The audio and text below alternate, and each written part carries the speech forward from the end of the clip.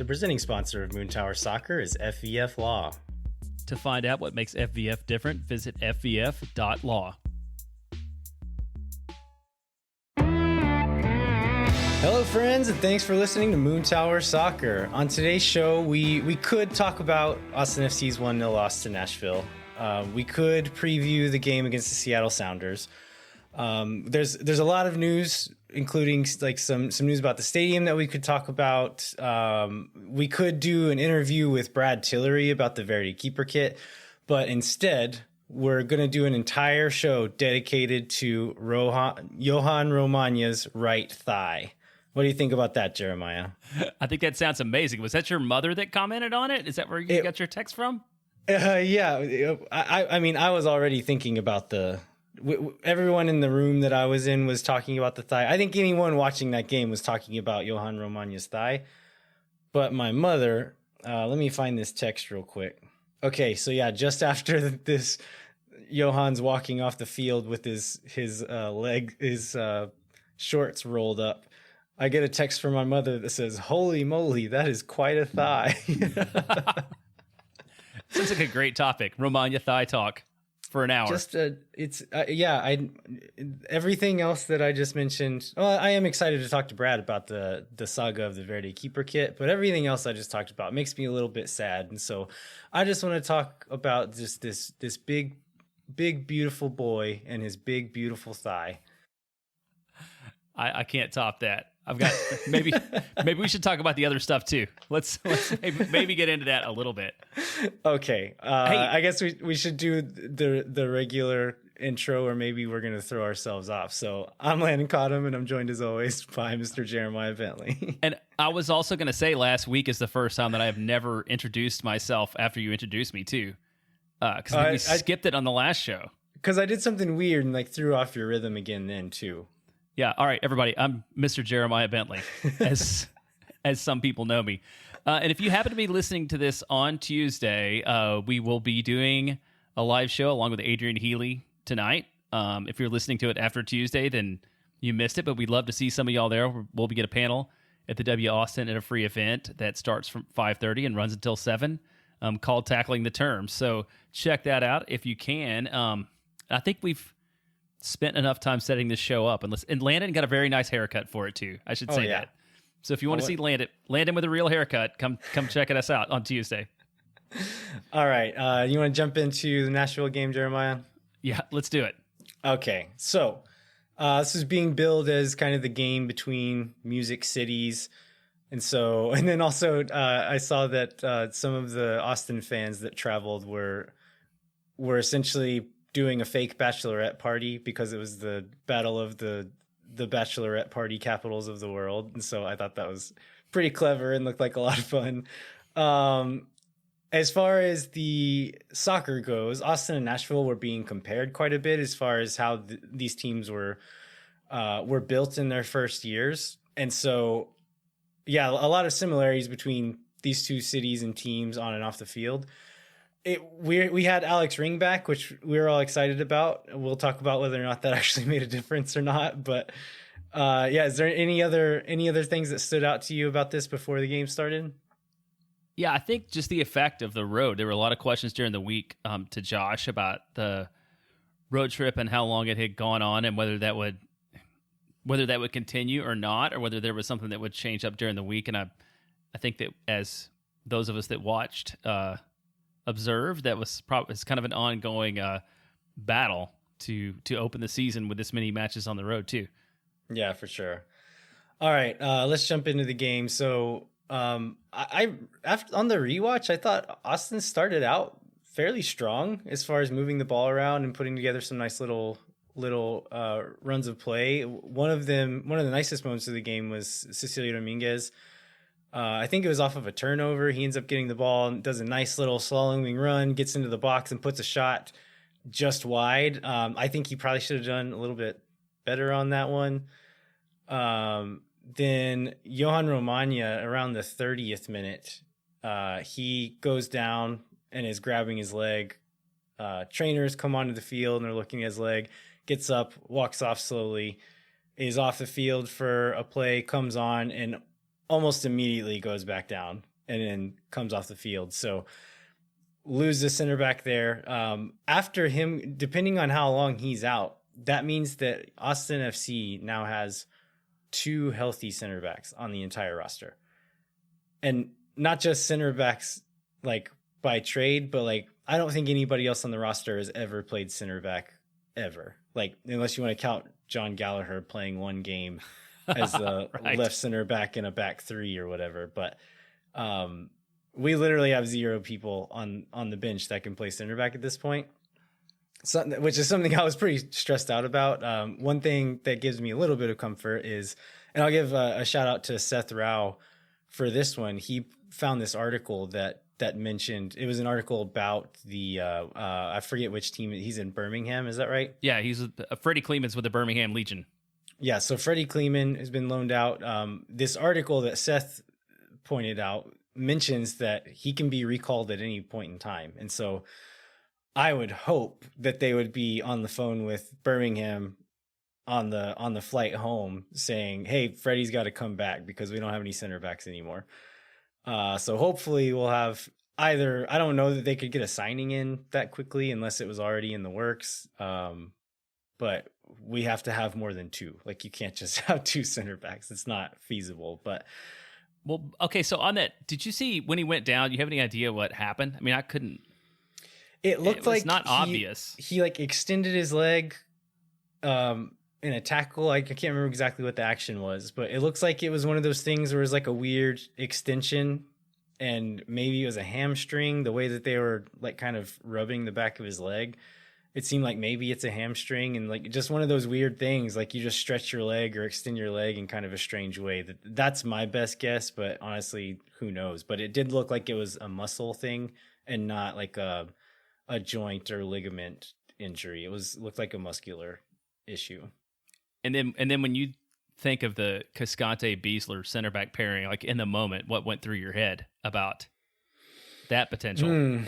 Yeah. So Chris Wellhausen came over to the house and watched with me, and we were both, he had been saying like, I wish that we would start Cascante because I really liked the way he looked in that game that he started. And I guess Colorado was the game that he started. Really liked how he looked there. Thought that he just had done a really good job, and I was like, I don't think Cascante fixes any of our problems. And so that happened. I was like, there you go, Chris, you're gonna get to see Cascante. And he's like, this is not what I meant. I did not mean this is the worst. Yeah. To have both of them next to each other, like no speed whatsoever among the center backs. And so a little bit worrying. Honestly, I thought Cascante did quite well after he came in. I don't think any of the issues that continued were his fault, and I think he was able to do some pretty dangerous line breaking passes like we saw against Colorado as well. So I think that if Romaña does come back and is healthy, I think that might give him a little bit of something to think about just for how well that Cascante did look while he was on the field. But yeah, I was definitely a little bit concerned just with the speed factor alone. I wasn't sure how well they were going to do. And I think those concerns were proved correct several times for the rest of the game. For sure. And I mean, they benefit from that happening versus Nashville as opposed to a club that's more dangerous in the attack like LA Galaxy or possibly the Seattle Sounders, who could be next week's opponent. You say that, yeah, it's against Seattle, I think for sure. But I mean, against a counterattacking team, it is a dangerous thing to see, like having no speed at the back against a team like Nashville, who's like lives and dies on that counterattack. Yeah, it was a little bit nervous, but Seattle's going to do the same thing. So that's something to look forward to, I guess. Just after that, I think a minute or two after that, Nashville ends up scoring the only goal of the match. It was, again, one of many transitional moments. Austin FC would turn the ball over, do something stupid. Nashville would get it, break fast, and get a chance. And this happened many times throughout the night. Jonder Cadiz ends up with the ball in the right wing. Beasler probably doesn't push up and like put enough pressure on him. He puts in a cross. Cascante was marking CJ Sapong in the box. but Randall Leal was running in behind him, and Nick Lima was pushed up into the attack, and so he was a mile away and couldn't get back in time. So Leal ends up receiving the cross, kind of scuffs it a little bit, but he wrong foots Brad Stuver.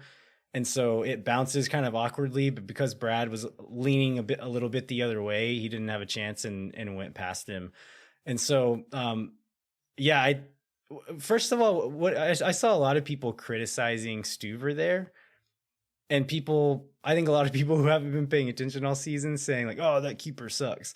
Like, you clearly haven't watched any of these games and don't know his story, but it was an error for sure, but I think it was more of a case of him being just wrong-footed a little bit. I think he was kind of cheating right and was expecting that shot to come near post, and when it didn't, he just kind of like froze, and it looked bad, but I don't think it was as big a mistake as what some people were making it out to be.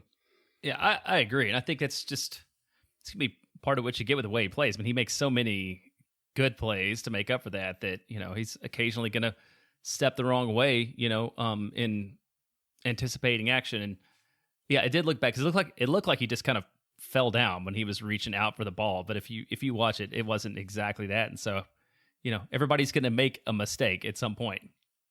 Yeah, and it like I said, I think that mistake looked much worse than it actually was too. I mean, I think from there on out, the rest of the first half was kind of, I don't know. I felt a sense of impending dread about it, and I was very, very happy for them to get to the half. Absolutely. Down 1-0, and I feel like I remember thinking, if we can just make it there, this is our chance to hopefully regroup and get new energy, and come back out in the second half, make some subs. My neighbor, who's like kind of brand new to this, he texted me and he's like, "What are we gonna do?" And so it's like, it'll be fine. Gallagher, Stroud, and like Fagundes are kind of come in at 60, and everything's going to be right with the world. And I was partially right with that on two of the people coming in, but it did not make everything right with the world for sure. Yeah. So 62nd minute, as you mentioned, Gallagher and Stroud come on. I know Chris Bills was a little bit critical of this decision to bring. He thought it should have been Stroud and Fagundes coming on, just to get like a little bit more creativity there in the midfield. And as far as like what Gallagher's strengths are, what he's done really well so far this season is stretching that back line. When the back line is right up against the goal, what is he going to do in that regard? And I think, I don't know, what how do you see that? What do you think about Chris's criticism there? I wonder, did it have anything to do with how early the first sub had to come? I mean, like what? Because that had to throw off Josh's substitution pattern that was planned when Romaña goes out in the first half. So, I don't know, maybe he was planning to bring him on and didn't, but I feel like Gallagher and Stroud are your opportunities to create instant offense, and so I don't see any problem with doing that, just because I don't know where else you go on the bench. I mean, they've proven they have a pretty good track record of like running at people and making a difference, regardless of formation. So I thought it was a good set of substitutions. Yeah, I mean, Stroud looked really sharp as soon as he got on. As far as like the decision to bring on somebody else, like you could say Fagundes maybe should have come on a little bit earlier, but as far as putting Gallagher on, like you don't have another option if you don't like what you're seeing from Husin, and I didn't like what I was seeing from him. I'm sure Josh Wolf didn't either. It would be great if we had 2 or 3 other strikers to choose from. Like, oh, I like this profile to put on at this point, but we don't have that. We've got those 2 guys, and that's it right now. And so, I think Chris has a point that maybe bringing on Fagundes a little bit earlier as opposed to Gallagher in that moment could have been smarter. But at the same time, like if you don't like what you're getting, this is the other option. So let's try it. Yeah, for sure. And as you said, I mean, Stroud did make a difference because it was 10 minutes later when we thought he had the game tying goal. But He was very clearly offside once once it went to VAR. They made us wait a good long while to find that out too. But there was, I can't remember who played this ball in, but somebody kind of plays a ball a little bit over the top into Danny Pereira, who is kind of running diagonally towards the top of the box. He jumps up, heads it, gets destroyed by Daniel Lovitz. They play advantage there, and it bounces to Stroud on the back, like the back side, the far right side of the box, and he hits it really low and hard, and it bounces off the keeper's hand and kind of powers into that bottom corner. It was, I think, probably like a minute and a half before we realized they were reviewing it, but they ended up reviewing it. Turns out that he was offside. And then so goal's taken away, and then Austin FC gets a free kick at the top of the box. And Jeremiah, you said that you saw some confusion about the free kick. Is that right?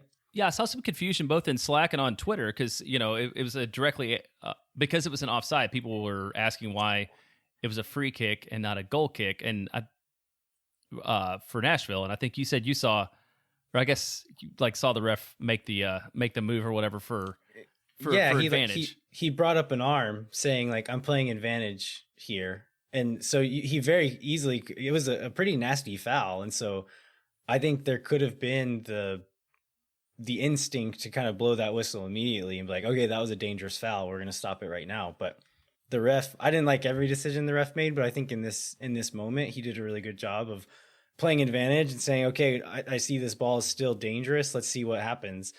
It ends up falling to Stroud. He puts it in the net. But then upon review, he was probably 2 yards offside.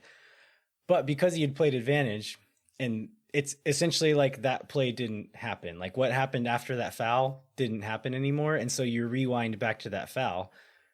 So the offside essentially didn't happen because it happened during an advantage played. And so instead of it being Nashville's ball where the offside happened, it goes back and it's Austin's ball where the foul occurred. I don't remember who took that free kick, but I guess we did not look very dangerous on set pieces at all. The whole night. Yeah, I think that was Pochettino ended up taking that one, and it was close enough, but it was still probably several feet over the bar whenever he took it. Was there any other things worth noting? I guess Fagundes and Mane come on in the 80th minute. I think Mane had a few semi-dangerous looking moments, but really after that, it was just kind of scrambling and trying not to die on counterattacks over and over. Yeah, Nashville obviously is very disciplined, and they did a great job of just sitting back and keeping their shape and not letting anything happen. So didn't really feel like there was a lot of threat after that. After sort of that brief moment of glee before the goal got taken away, it was just, Nashville stuck to their guns and played their thing, and we never really made a lot of a threat to tie it up after that. Yeah, there's several. I think Austin had several shots after that point, but none of them were dangerous. I'll actually go through a few stats to kind of tell a little bit of the story of how this game went. So Austin FC had 59% possession, which that seems impressive, right? Sounds pretty good. They had 10 corners, only one shot on goal. And so I think we had 12, 13 shots, something like that. Only one of them on target. The one that was on target, do you remember which one it was, Jeremiah? I don't remember. I don't remember which one it was. I think it was Nick Lima, but it was like kind of a rebounded volley from the top of the box that the keeper ended up having to save. But it was a little bit like a chance shot. It wasn't like a well-built thing that we ended up getting a really good shot off of. It was like kind of a chance thing with like a good reaction to get the ball on frame, and the keeper had to save it. But that was it. That was the only one that we got on target the whole night. We put in 20 crosses and only connected 13.8% of those. To show a bit of the contrast, Nashville put in, I think, 18 crosses or something like that and connected 47% of them. So 47% to 13%. shows a little bit how disjointed the offense was in the attacking third. And then looking at expected goals, Nashville ended the night with 2.4 and Austin had just 0.4. And so out of those 12 shots, the expected amount of goals you would expect to see out of that is less than half a goal. And so not great, not very promising at any point in the attack, except for a couple of those moments that we mentioned. But Nashville was very compact in the back. That's kind of just what they do, break hard on that counter attack, and they did it really, really well. You think of like counter attacking teams or teams that kind of bunker that hard in defense, and I think you think of bad teams doing that or like inferior teams doing that. Nashville's not bad. They're a good team that chooses to play that way. And so it's weird to watch a game like that where Austin had 60% of the ball and think that they were on the back foot pretty much the whole game. Yeah, and in the post game too, I was like, Josh said that he felt like Cecilia or Danny should have scored early. Then maybe that early goal would have changed the tempo of it. I mean, Cecilia's shot was a pretty good chance, but I feel like that was an optimistic summary of that. Like seeing the way Nashville played, I don't know how much of a difference that would have made. I mean, it would have made them have to come out a little bit, right? Like if I can't remember what minute Hussen's chance was, but he had a header that was like, it's not one that like he definitely should have scored it, but he definitely should have put it on target and failed to do so. And so those are two chances early on that if we get one or two goals in the first 15 minutes, then Nashville can't just sit back and counter. They have to step out a little bit and try to play. And that maybe opens up some more opportunities for more goals or just for us to keep the ball in more attacking positions more. But because that didn't happen, they were happy just to sit back and let us have the ball in our own half and then take it from us and counter any opportunity they got. Yeah, that's true. So do you want to talk about what has gone wrong tactically? I mean, I think the note I wrote in here is this seems like a continuation of the Galaxy match and sort of the last 70 minutes of the Minnesota match, because now we're 253 minutes, I think, without a goal. Yeah, the seventh minute of the Minnesota game was the last goal. Is that right? Yeah, that's right. Yeah, so it's 180 plus 80, so it's over 260. Yeah. Yeah, so I think another interesting stat. I think maybe he was overtaken this week, but Stuver was leading the league in saves, which is again impressive by him. But it's not necessarily a stat that you want because it means that people are shooting at him a lot, and so I feel like he's done a pretty good job and hasn't been beat many times when he shouldn't have been. But it means he's getting shot at a lot. So we're giving up tons of shots. As far as the offense goes, there's lots of stretches where we're putting together really good passing sequences, possessing the ball. We've outpossessed the opponents in every game we've played. And so that part we're doing really well. It's whenever we're getting into the attacking third, there's so many moments that we would get into the attacking third and really good string of possession, good passing sequences, kind of pulling the defense around, and then somebody shoots from distance or somebody plays like a high risk long ball or something, and then it just breaks down. And especially against Nashville, this happened over and over where we'd get into a decent position and Pochettino would shoot, or Pochettino would try a long diagonal and it would just get headed away. And so it seemed like anything good we did would get wasted by a poor decision. And then lots of turnovers just kind of in the middle of the field, just a bad pass or a heavy touch. A heavy touch from Hussen is what led to the goal. He drops in. I think Beasler plays the ball to his feet. He doesn't control it well and ends up with Nashville and they're on the break. And because Lima was so far up in the attack, which he was building up the attack, it ends up a counterattack the other way and there's nobody on that back post to cover Leao.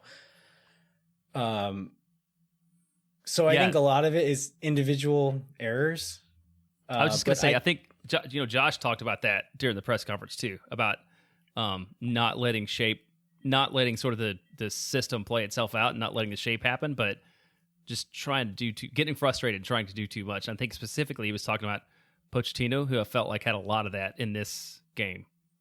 Yeah, he had the most various types of turnovers and giveaways. He had the most in this game. Watching him, it's very clear that he is one of the most talented players on our team. He's very talented, really good at kind of dribbling out of pressure, really talented passer. We've seen what he can do on free kicks, but none of it has really turned into anything in a meaningful game so far. I don't think we should abandon it. I think this is a thing that he needs to bed into the system. The system needs to start actually working more around him as well. But he does need to tighten it up and kind of limit some of those individual errors. But some of it, I think, is because he's getting frustrated and forcing things that he doesn't need to do. And so if the offense is working better around him, I could see him kind of starting to click a bit more. But like I said, it's clear that he's one of the most talented players on the field. We just need to learn to harness that and get him to make some smarter decisions. Do you want to talk about Wellhausen's tactical? We'll again, tweets are not great for an audio format, but maybe just hit on briefly on sort of like the points about the shape and maybe some chance to hopefully address some of that. Yeah, so I mentioned individual errors, but I think there was some stuff going on as far as just our shape. And Chris Wellhausen did a tweet thread that kind of pointed out some of the things he thought was going wrong. There's a few good points made within that. I thought the one that stood out the most to me is he talked about having not enough of the midfielders actually in the midfield in the attack. There's certain moments where Austin, the fullbacks were pushed high, and then those 2 10s would also push high, or one of them would drop back and the other one would push high. And so it'd essentially be the 2 center backs deep, and then Ring and either Pereira or Pochettino kind of in the midfield. And then there'd be a line of like 6 players in a straight line across the top of the 18-yard box. And I understand that there's like starting from there and maybe some movements that could turn into something that Wolf wanted to see, but I honestly don't understand what the intention is with that. I imagine what's supposed to happen is somebody's supposed to drop in and receive the ball, and it starts off kind of some rehearsed movements, some rehearsed passing sequences that's supposed to spring something from there. But a lot of times, most of the time, what ended up happening was we couldn't get the ball inside. Midfielders were too far apart from each other. We'd end up pushing it wide and putting it across. And I already told you how few of those actually connected. And so it was just really frustrating that I think one thing, if you watch the game against Colorado and against LAFC as well, is something we did really well was we defended pretty well for a lot of that LAFC game. And if you watch the midfielders, they're all very close together, very narrow. And so whenever we did get the ball, we were able to kind of just like touch it around, and very short, accurate passes that ended up moving us pretty far down the field. In this game, it seemed like they were all so far apart from each other. And that could have been strategic in what Wolf was trying to do in this game and trying to maybe spread out Nashville's compact defense. But all it ever ended up turning into was these crosses from outside, or they would give up a ball in the midfield. And because everyone was so high, there was nobody to stop the counterattack. And all we had was 2 slow center backs at the back trying to stop it on their own. And so I've seen a lot of people being really harsh on Wolf, being really harsh on a lot of the players. Some of it deserved. I don't think this is necessarily a thing where we don't need to change the whole system. I still think this is a thing where a few small changes can fix a lot of this. But yeah, I think there were some big positioning things. I think honestly, just I think having a proper striker in the game would help a lot of this. Uh, Josh Wolf said in the post match press conference that after Husin gave away that ball that led to the goal, it affected him, and he kind of stopped showing. He was dropping in and dropping in the midfield and combining with midfield early on, and after that, he kind of disappeared. We didn't see him again very much, and so he wasn't dropping in there. Cecilio wasn't really dropping in like he has in other games. And so a lot of times ended up in the middle of the field there. There was just nobody. And so if we lost the ball, they were just gone. Nobody there to stop them. But also those passing triangles weren't there. And so whatever the game plan was, there's so many individual errors that whatever Josh Wolf was trying to do wasn't ever happening because we turned the ball over or cross it in and nothing ever came from it. So it was a very frustrating game to watch. Yeah, I think you have this note here is the best one. Like there has to be some way to put some teeth in the attack. Either, I mean, finish some stuff, change the shape a little bit, but a lot, even on the defensive side of the ball, a lot of the issues are related to the fact that the attack is just not threatening at all. And if you look at all those passing charts, there's some nines out on an island again, just like we talked about. So I think it's really the thing that the club needs to work on and find a solution to is how to make the attack realize its promise. Yeah, and I think I said this on the show last week. It's great if we're gonna go all out and be this attacking team, and okay, yeah, we're gonna give up some goals behind, like some counterattacks and things like that. That's great. I'm all for sticking to that system and not really wavering on it. But if you're gonna do that, at some point you have to score goals because you can't play that way and not score. It's a requisite thing that needs to happen. Like you have to score goals if you're going to give up that many transitional plays. So I don't know what the answer is. I think part of it is we need a real number 9, but also I think we have some really talented players on the team right now who just aren't necessarily fitting into the system well or aren't always making the best decisions. So I think one thing I would maybe like to see at this point, and I think I've been kinder to Danny Husin than a lot of Austin FC fans have been to date. I think this experiment has run its course, and I think we need to bring in a DP number 9. But in the meanwhile, in the meantime, I wouldn't mind seeing a starting front 3 of Gallagher, Dominguez, and Stroud, but with Dominguez in the middle, kind of playing that false 9, and Stroud and Gallagher running in behind off of him there. I don't know if we'll actually see that, but that's something that I would be very interested in seeing at this point. I'm interested in seeing anything other than what we've seen so far to date. So, do you feel like we've beaten this dead horse enough about? I think so. Yeah. Okay. Let's maybe take a quick break, and then we're going to come back with some very exciting Austin FC news. And then we're also going to do a little interview with Brad Tillery, who was kind of the ringleader of the Release the Verde keeper kit movement. So that'll be a fun conversation. So we'll be right back in a second.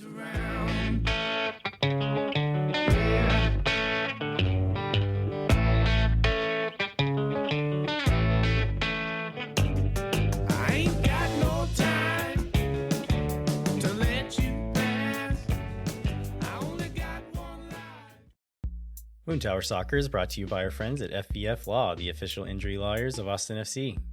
FVF is a different kind of personal injury law firm dedicated to community, transparency, and client education. You can go to fvf.law to find out more about what makes FVF different and why understanding your legal options can dramatically change the outcome of a case. Once again, that's fvf.law. Okay, we are back. Let's jump into some Austin FC news. It seems like there's a lot that's happening right now, and some of it is very exciting. Something not so exciting, Hector Jimenez was injured against in the LA Galaxy game. Turns out that was an MCL sprain, so it's not going to require surgery, but will require some time out and some treatment. They haven't given a timeline on that, have they, Jeremiah? No, they were it was one of those 2-line press releases, but yeah, they just talked about treatment and rehab, and he would be back, whenever he could be back. And my Google doctor experience shows that the depending on the severity of the sprain, your recovery time can vary wildly. And so we don't have any insight as to exactly what it was, other than it's not surgery. So we should get him back sometime this year. Yeah. Just like my experience of having knee surgeries, like friends in in high school football and stuff like that. I think it could be like a few weeks if it's minor, or up to like a few months if it's a pretty bad sprain. So hopefully it's on the shorter end of that. But well wishes out to Hector. Some other exciting news is some player transfer rumors. So one of which is a player named Henry Martin from Mexico. We've seen some rumors on Twitter that maybe Austin FC has been connected to him. I think it was announced that he just re-signed his contract, but I think it wasn't a super long one, so it's still a possibility. Do you know much about this guy, Jeremiah? I know what I know about him is that people seemed excited on Twitter about the opportunity that he might be the kind of player that Austin was looking for.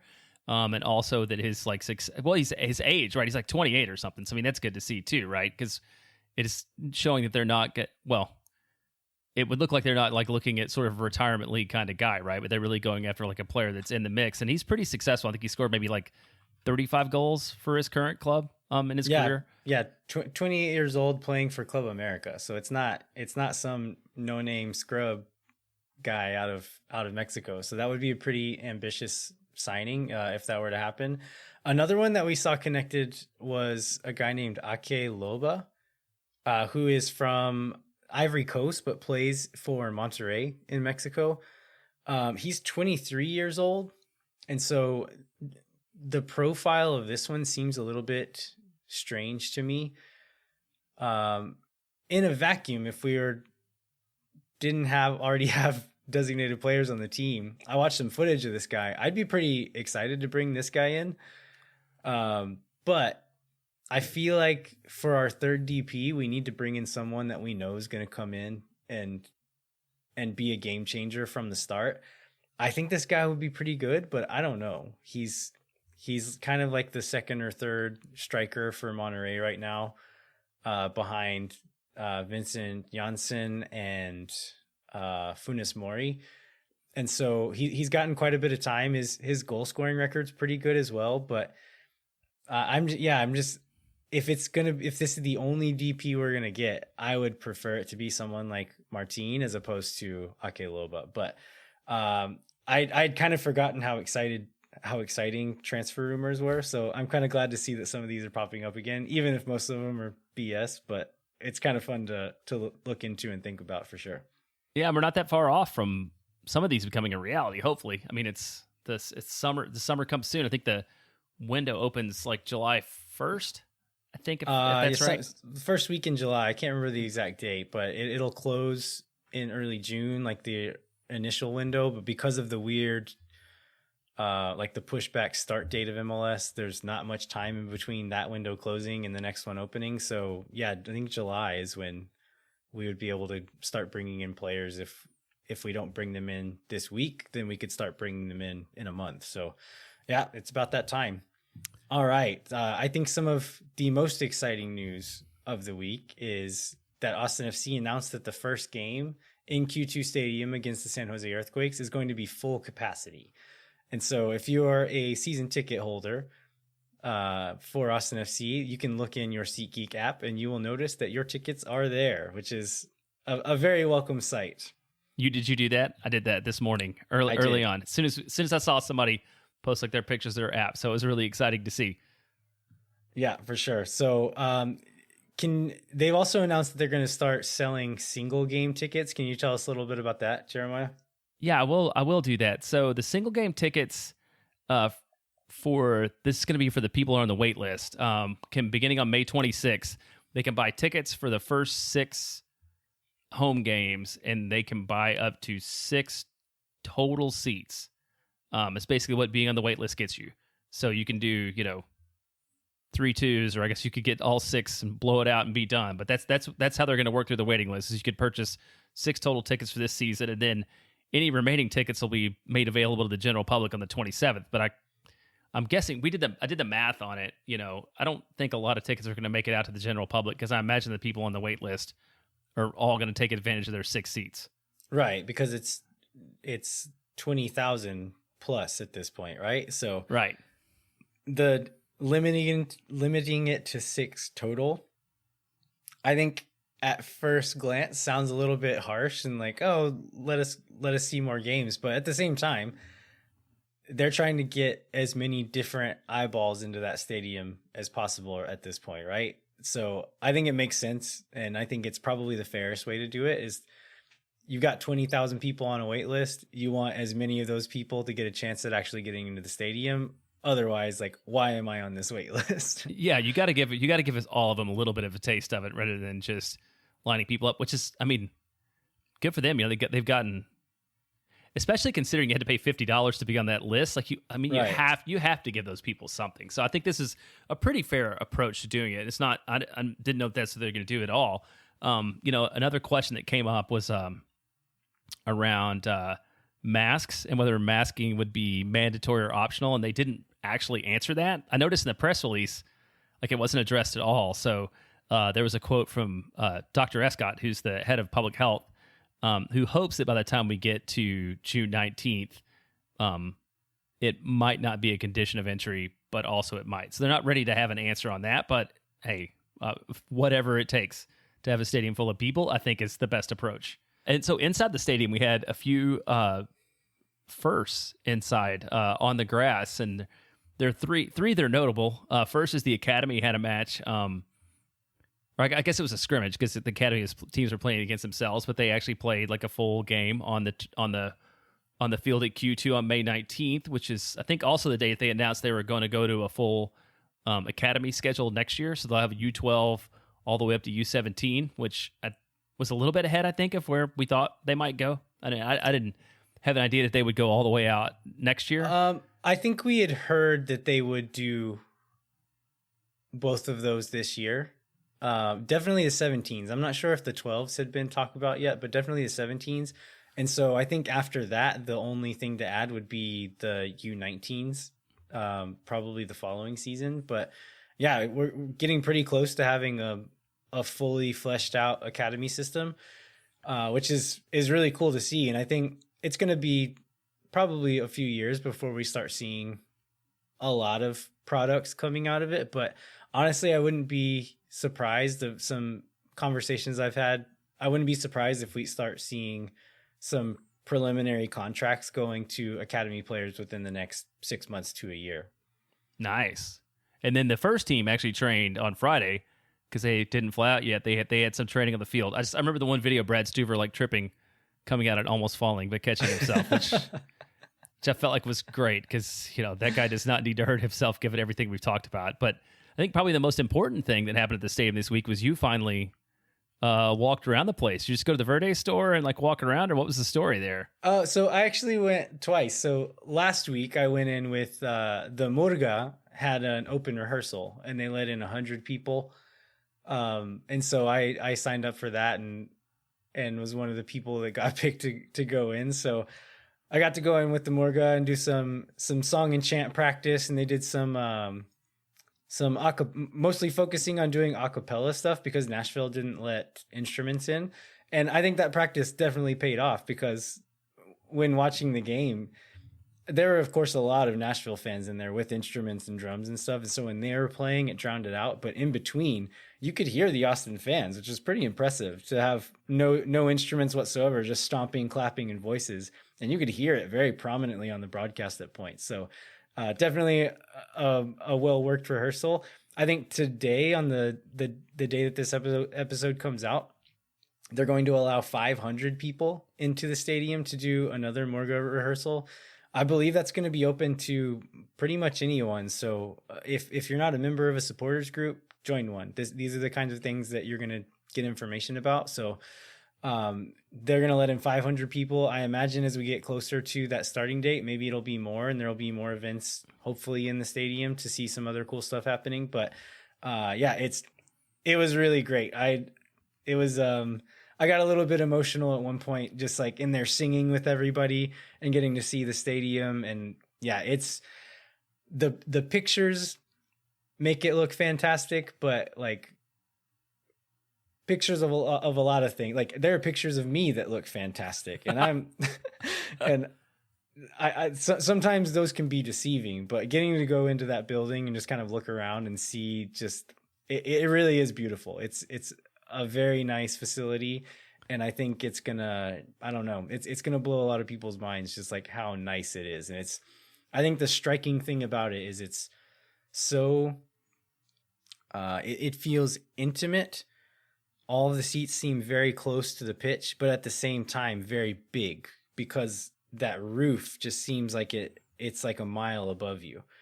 And so it's just like it feels tall but narrow and intimate, and I don't know, there's something really special about it. And I think it's going to be pretty amazing on June 19th when we get to go in there and watch a soccer game.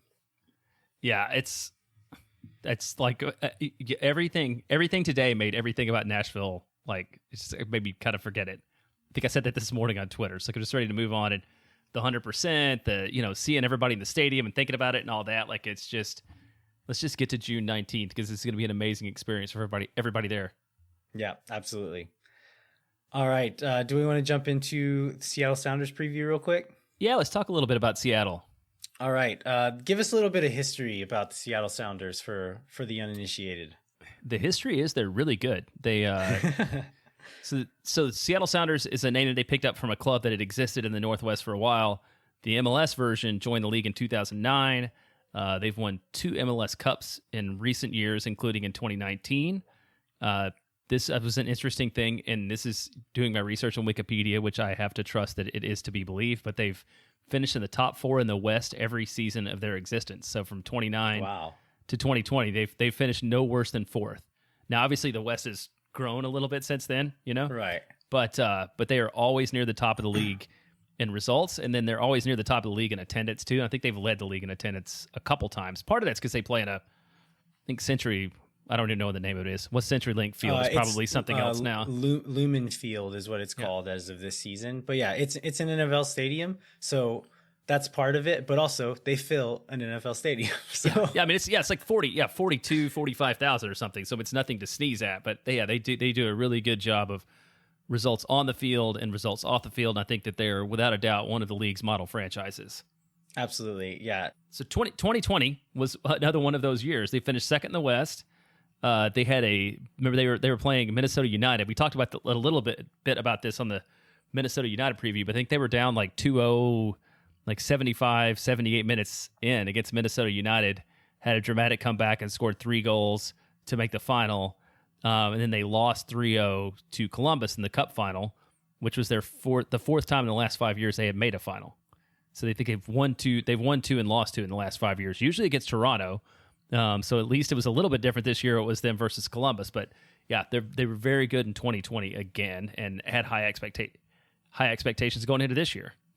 Yeah, I think looking at the kind of pundit predictions for this season, a lot of people expected them to maybe start off a little bit slow because of missing Jordan Morris. Jordan Morris went over to England on loan, was playing at Swansea, ends up getting injured in his like 3rd or 4th game over there, tears up his knee, has surgery, and so he's just back rehabbing in Seattle at this point. But the Sounders are missing him for this whole season, and so people weren't really sure of how good they were actually going to be at the beginning. But it's kind of the Seattle way over the last few years. It's like, okay, we're not going to worry about the beginning of the year, only need to be good at the end when it counts and for the playoffs. And so we expect the Sounders to be in and around the conversation at that point, but probably they're going to start off a little slow. The exact opposite is true. They've been fantastic at the beginning of this season. The best team in the league. I don't think anybody would dispute that at this point. So they brought back Freddie Montero, who's kind of a club legend. I think he's their all-time leading scorer. Yeah, I believe that's right. And he's been away for quite a while. But they signed him back, and he hasn't started a match yet, but he scored 2 goals as a sub, so he's still dangerous. Yeah, and so they're still missing Nico Lodero. Been their best player for several years now, and so he hasn't been playing at all. But they brought back Brad Smith, maybe at the end of last year, but maybe it's beginning of this year. But they've switched to a 5-3-2 formation with Alex Roldan and Brad Smith at those wing backs, and they've been really deadly on counterattacks, really dangerous, really in every aspect of the game. But counterattacks have been super deadly. They've scored 14 goals and have only given up 3. And I think they've won 5 games and have drawn 2. They're first in the West. I think they're the best record in the whole league. And so they're a very dangerous team. And I think that Austin FC unfortunately should be a little bit worried about this game. So do you have a Austin FC's path to victory, or maybe path to a draw would be maybe the best outcome? I think, I don't necessarily have like a plan to say like, this is how we beat Seattle, but things that we can't do if we're going to beat Seattle is we can't give away the ball needlessly like we did in the last 2 games. We have to respect their counterattack more than we did against Nashville. They're not going to sit back and bunker, but whenever they do spring that counterattack, they're just as deadly, if not probably more deadly than Nashville in that counterattack. And then we've also been vulnerable on the flanks at times this year. And with Roldan and Brad Smith as good as they've been this year, that's something we're really gonna have to watch for is them playing it wide to those guys and springing an attack from there. So, we have to have a plan for that. As far as what we do, I think we can't turn the ball over as cheaply as we have in this game. We have to score a goal. Like I think what I would want to see is maybe start the most dynamic lineup possible, try to punch them in the mouth early, get an early goal, and so that way that they're not able to like sit back and just hit us with that counter. They're gonna have to come out and play a little bit. That might open up the opportunity for more transition opportunities for Austin. I think that's the route to victory. We'll see if it's what Wolf chooses to do, and then if he does choose to do that, we'll see if it actually works. But I think that might be the way to go about it, is to go out really aggressive, try to punch him in the mouth early, and then try to play that possession game from there to kind of see the game out. So a little bit of the Minnesota United without the Alex Ring red card approach would probably be helpful. Yeah, for sure. All right. Let's jump into our interview with Brad Tillery. So a lot of you will have seen the Verdi Keeper Kit saga on Twitter, all these awesome videos that Brad and his wife Carrie made. We're going to talk to Brad real quick and get him to tell us a little bit about that experience. We'll be right back. When no one is around.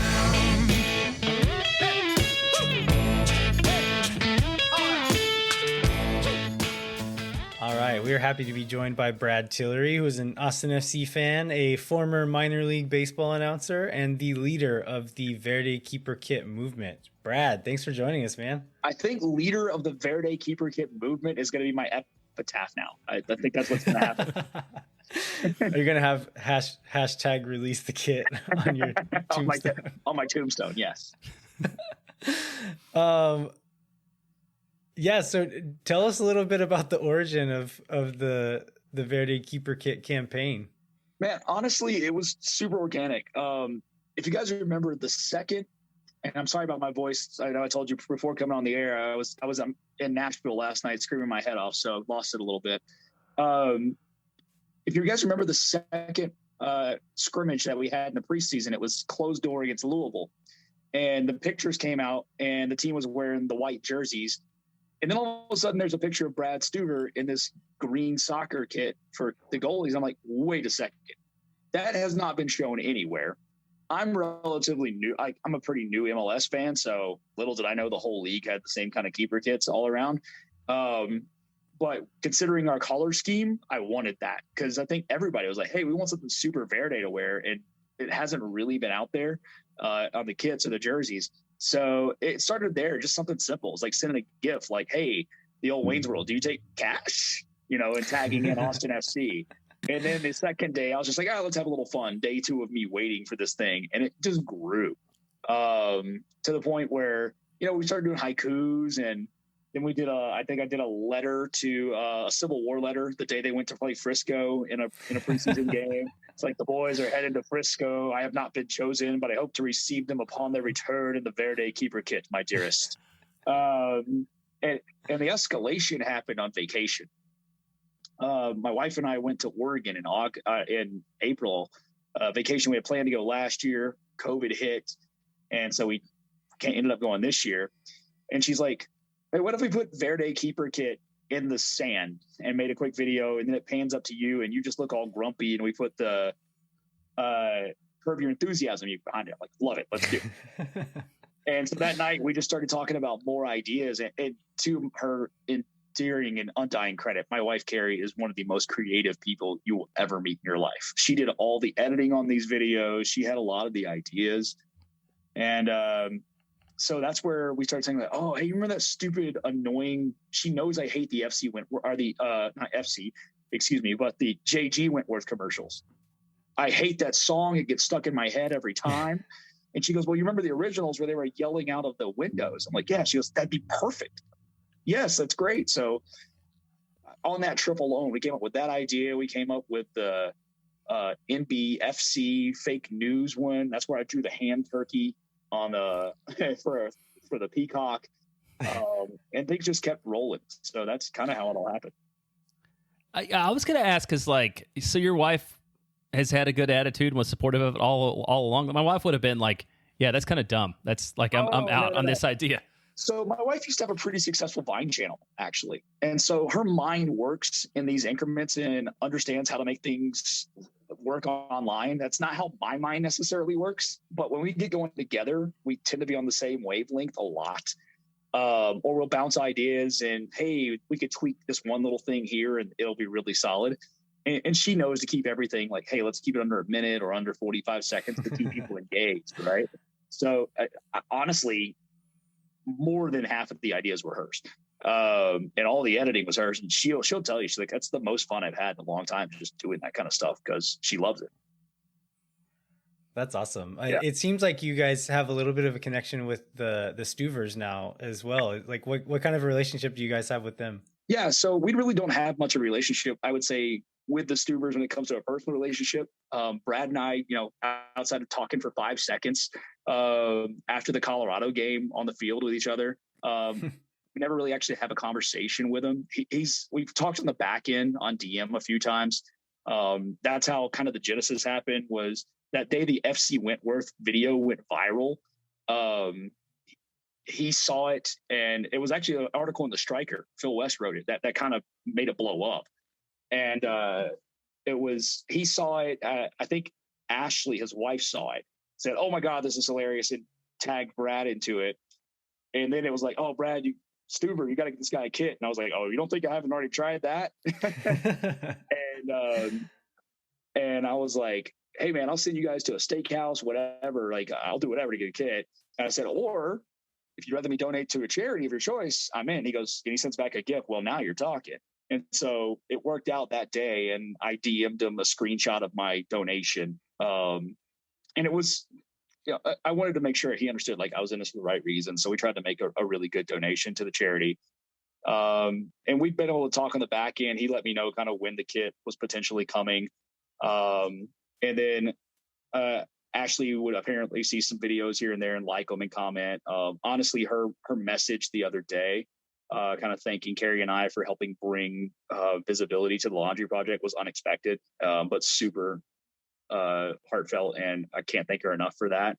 I can't thank Brad enough for being such a good sport, because people started tagging him in left and right and not knowing necessarily everything, because he was cool enough when he told me he would hook me up, that I was like, hey man, can I keep the kits, this video campaign going until I get it? But at the end, we'll do a big push for the laundry project. He's like, yeah, have fun, do whatever. Right. So I don't think any of us expected it to go almost 2 months. There you go. Yeah, talk about the laundry project. That's something we wanted to make sure to cover as in part of this. Is like there's good work. I mean, it was great video work, but there's like good work on behalf of people in need too. That came out of nowhere, but it's been great, man. It's honestly the best side effect of this whole thing. Like, sure, people got their everyday keeper kits and a chance to buy them, and now I think they're even on the MLS store website, which is awesome. But the biggest thing is we're now being able to impact the community. So through this, we found out about their charity they work with, the Laundry Project, between Brad and Ashley, and they had worked with it for their other stops in Columbus and in New York City. And I ended up finding more out about it, just reading it. And what it is they basically go and take over a laundromat for a day in low income communities. And that's an expensive thing that people don't think about. Having to go do your laundry every week at a laundromat gets pricey. So they'll take it over for a day. Hey, come on in. Everything's covered. We're going to cover your expenses, your detergent, everything. Like, come in. And you think, well, if you raise $1,000, what are you really doing? But $1,000 helps 30 families for the week. Like, that's crazy. That's a very cool thing that you could do to impact the community. That is also something we can do as supporters without having to go and try to find a $10, $20, $30,000 goal that might be something that's a little tougher to do. So we wanted to make sure, as we found out more about it, that we were able to push the laundry project. So that's why that last video that we did before we did the whole Breakfast Club reveal of actually having the FC Wentworth kit was really to push the laundry project, to make it important. And what I think is so cool is you saw Los Verdes get behind it. You saw Austin Anthem get behind it. Oak Army got behind it. And everybody was retweeting. There were large donations being made. I think Anthem actually donated like $410 on their own, right? I know Oak Army made a donation. I know a lot of folks from LV made donations. And in that first day, there was over $1,500 raised for the laundry project here in Austin to get going. And we think it's still going to keep going. Hopefully with the exposure, people may not have known about this and listening to this podcast, right? Go to my Twitter account, AU_Trout. I'm not doing it for followers. Go find that last video from about a week ago. And there's a link in there for the laundry project to be able to go donate. And I really think it's just been the best part of this whole thing. Making the videos was fun. It was goofy. I took a hardback book to the ribs one time, but I wasn't expecting to take it full force from my wife. But at the end of the day, we were on something that was set out to be for a piece of clothing that we could wear to games has now turned into something that's actually legitimately impacting our community. And that's important, man. We can't do anything better as supporters, if you ask me. Yeah, that's pretty special. So real quick, you mentioned you were in Nashville for the game. Tell us a little bit about that experience. Well, other than not understanding why a goal got wiped off the board, having text people like, what just happened? It was blast. Saturday night, we were at a place called the Dogwood, which there's obviously one in Austin. The ownership lives in Austin. So they were like, hey, come out, hang out near our hotel. And they let us take over their entire bottom floor. They had a line around the corner trying to get in of everybody else. And we had the place kind of at ourselves. And at one point, we had La Murga out there. We're chanting, we're singing. And the best part is there's a line out the door of bachelorette parties trying to figure out what the hell's going on in the middle of Midtown Nashville. Yeah. If listeners, if you haven't seen any of those videos, go find some of those because they're pretty excellent. It was amazing. And if you don't know Nashville, and a lot of people are like, oh, Austin's a big bachelorette place. It does not hold a candle to Nashville. Okay. I've literally sat in downtown Nashville one night with a beer in my hand and counted 35 different bachelorette parties in 1 hour. So it was great. Saturday night, everybody just kind of got together and had a blast. And I don't remember what time we all went to bed. And then Sunday, we all met at a place downtown, had a few drinks pregame. The Predators game was going on like a block away and it went double overtime, right? So the bars were pretty full, but we had a place kind of set up. But the cool thing was Sunday, right before the match, we ended up doing a full march to the match. basically from about a block from where the Predators play all the way to Nissan Stadium. And that's about a 10-block walk. And then you got to cross a river. And we marched it right down Broadway, which is the main street in Nashville. That's the party street with all the honky tonks. And I mean, literally everybody's looking at left like, what in the heck is going on? But then people are high-fiving you. They're dancing along. Everybody's got their Pred stuff on, but you would see a few Nashville SC stuff and they would just look at you like, oh my gosh, I can't believe you're doing this. And then as we get out to the top of the bridge, there's a pedestrian bridge in Nashville that goes over the Cumberland River to the stadium. And it overlooked where their supporter groups were actually tailgating. And you could just see them turn their head and go, oh, my, what? So, it was cool. And then we kept playing, and La Merga kept playing. We kept chanting. We got to greet the buses, and then marched it around to our seats. And, the unfortunate part was playing in an NFL stadium. They didn't let us bring in any instruments or noisemakers, anything like that. So we had to go full a cappella. But it was a blast, man. We had, I think, 175 people there, right? So, you mentioned earlier in the episode that you could hear it on the broadcast. Like, could you? Yeah. Course, so I haven't heard that. Yeah. When Nashville's fans, they had drums and stuff. Whenever they were going at it, it of course was getting drowned out. But in between, it was very prominent on the broadcast. Like, if you know the songs, you're like, oh, those are Austin fans. That's not the Nashville fans doing that. What's funny is they had they had folks next to us. So our section was, they didn't let us in the first 10 rows because of COVID protocol, since we were right next to the player tunnel. So we were about 10 rows up, but every row that we had, the section over from us didn't have any sales. They were trying to separate stuff. But the groups around us, they were quiet family kind of sections, things like that. And you could tell they looked at us like, what are you guys doing? Because they're not used to it. And so, we tried to sing in the entire 90 as much as possible. I know a few people even brought in like the clanger sticks that like you blow up and they make a bunch of noise. Like they snuck them in, and that's how we were able to make a little bit of an extra noise in the second half, right? They were blown up. But yeah, it was great. I honestly, the town is such a blast. And shout out to the roadies as well. One of the supporter groups for Nashville SC. I know you guys know Soccer Moses, the guy from there who, yeah. Do you know his story, by the way? No. Have you ever heard the Christian rock band Jars of Clay from about 15 years ago? Yeah. He's their lead guitarist. No way. Dead serious.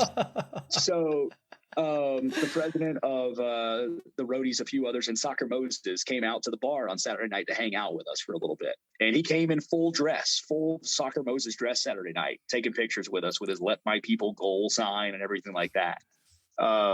And he could not be any more cool. And the roadies were super cool to us. And I can't wait to host them here, man.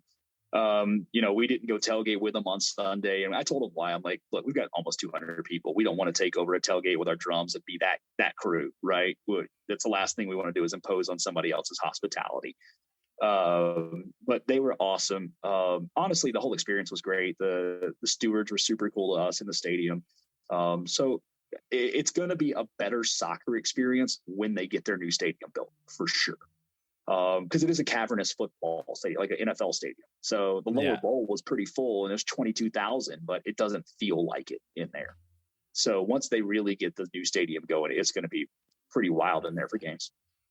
One other thing we wanted to ask you about is it looked like from social media that y'all made a new friend at the airport, right? Oh, yeah. So Saturday on the way out, this is funny. I've never met the man. And all of us were at the Haymaker bar at the airport in Austin, having a beer before our flight, because a bunch of us from the same flight. And a guy walks by in Verde, and I'm like, "Hey, Verde, come over here, have a drink." Just yelling. I didn't know who it was. He had a mask on. I had no idea, right? And he walks up and he goes, I'm just introducing myself like, "Hey, I'm Brad." He goes, "Hey, I'm Anthony Precourt." He goes, "I own the team." I'm like, "Yeah, I know who you are, man." And I said, "Oh, I'm that jackass that's been bugging you for a Verde keeper kit for 2 months." And he's like, "Oh, nice." So we were having a really cool conversation. I had to pull my keeper kit out of my carry-on and throw it on. I'm like, how many opportunities do I get to take a picture with this jersey on with a guy that had been bugging for 2 months? So My wife made fun of me for that one. But yeah, he couldn't have been more cool, man. He brought us all around a beer while we were sitting there waiting on our flight. We were talking about DPs and we were talking about, other potential opportunities that could potentially come up. We were all throwing out suggestions. He's like, well, we're working on stuff. He's trying to be coy, which I respect. You can't talk about stuff that you can't talk about. But he honestly could not have been more a cool dude to everybody that was there. All right. Yeah. Looking back at kind of the Austin MLS timeline, whenever like it started to look like a real thing, like Austin is probably going to get an MLS team, I started just kind of following MLS fan cultures from around the league. And I think I looked at Atlanta a lot because there's a lot of cool stuff happening in Atlanta as far as the online presence and like the art and the fan culture that was like fan culture content that was being created. And I was just like looking at that. I was like, that's so cool. And I can't wait until Austin fans are doing stuff like that. And so to see your video, yours and Carrie's videos coming out, I'm like, we're there. Like it's happening now. I didn't grow up a soccer fan, man. I grew up in the deep South where college football is king. Right. So I literally just kind of getting into soccer recently. This is just something to attach to I love sports. And I was like, hey, this looks like a fun community. And that's what it's become. Is these people are like family now, man. Like traveling and having drinks with people and talking with people, get to know folks from different walks of life in different parts of Austin. It's been, in my 10 years of living here, the most connected I've ever felt to Texas, in Central Texas. And it's by far and away the best part that I've had since living here. I've met really good people and people I consider friends now. Don't think twice about offering somebody a chance if they need a room or whatever. All right, we'll figure it out. Right. Buy somebody a beer. We'll even out. We'll hang out again at some point. You just meet so many really, really cool people that have interesting backgrounds and are super smart and creative and have different expertise. And I have learned more in the last few months between joining an SG and getting to know the people in the Slack channel than I have about people in this community in 10 years. Yeah. A very, very similar experience for me. So I'm glad to see that more people's lives are being enriched by this team and by these fans. So yeah, it's really great to see for sure. Yeah, for sure. All right. Well, Brad, thanks for sharing your story. Thanks for joining us. And hope to get to meet you in person at some point soon. Yeah, definitely. Good. Look forward to it. And everybody out there listening, make sure you go look up the Laundry Project, make some donations, help out folks in our community. And when you sign up or when you do it, in the comments, tell them it's for Verde Keeper Kit so they know it's coming from Austin. Awesome. Sounds good. Yeah, we'll put that we'll put a link in the show notes too, so that everybody has a easy access to it. And we'll also post some of those videos from Nashville and maybe your picture with Precourt too, since it's a heck of a weekend. That and the picture with Soccer Moses, man. It was good times. Oh yeah. All right. Thanks for joining us, Brad. Thanks, guys. Yeah, thanks, Brad. Right out of my brain. All right, we want to thank Brad one more time for joining us. That's such a cool story. So it's fun to get to know him a little bit and hear about that saga from a firsthand account. Before we wrap up, we want to remind you to rate, review, and subscribe wherever you get your podcasts. And if you know someone who likes soccer, I meet someone every week, it seems like, who asks about the team, asks about what's going on with this new MLS thing going on. If you meet someone like that, tell them about the show.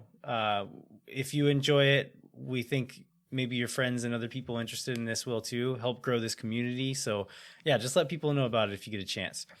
We also want to thank all the people who have left reviews. We're going to try to get that donation out sometime this week and start sending those cards out sometime in the next week as well. And so, yeah, thanks for everyone who's done that. We're going to get some money to a good cause and get you some stickers to put on your cars or other items. We also want to encourage you to go to the Striker Texas website. Jeremiah, what's an article that folks should check out this week? Phil West wrote a good article today about the Q2 Stadium opening at full capacity. So we covered the highlights earlier on the show, but if you want to read in detail the plans for that and what that's going to look like, then check Phil's article out there. Also, come find us on Twitter. We're on Instagram now, at Moon Tower Soccer on Instagram and Twitter, and you can find search our names on Twitter and you'll find us as well. We'd love to kind of connect with you. Again, we're just lots and lots of people have been connecting, and I'm very much looking forward to getting to a point where we can start meeting these people in person and kind of making new friends in the soccer community that we haven't really been able to do over the last year. So as Brad mentioned in the interview, just the community that's been built around this team is really special. So we're looking forward to just kind of the atmosphere being safe enough to start going out and building that community some more. So yeah, come find us and say hi for sure. Thanks so much for listening this week. We'll be back in 1 week with a new episode of Moon Tower Soccer, where we're going to recap the Seattle match. We'll also look ahead to the next game against Sporting Kansas City, and then cover any other Austin FC news that breaks in the meantime. Until then, I'm Landon Cottom. I'm Jeremiah Bentley. We'll catch you next time. No one is around.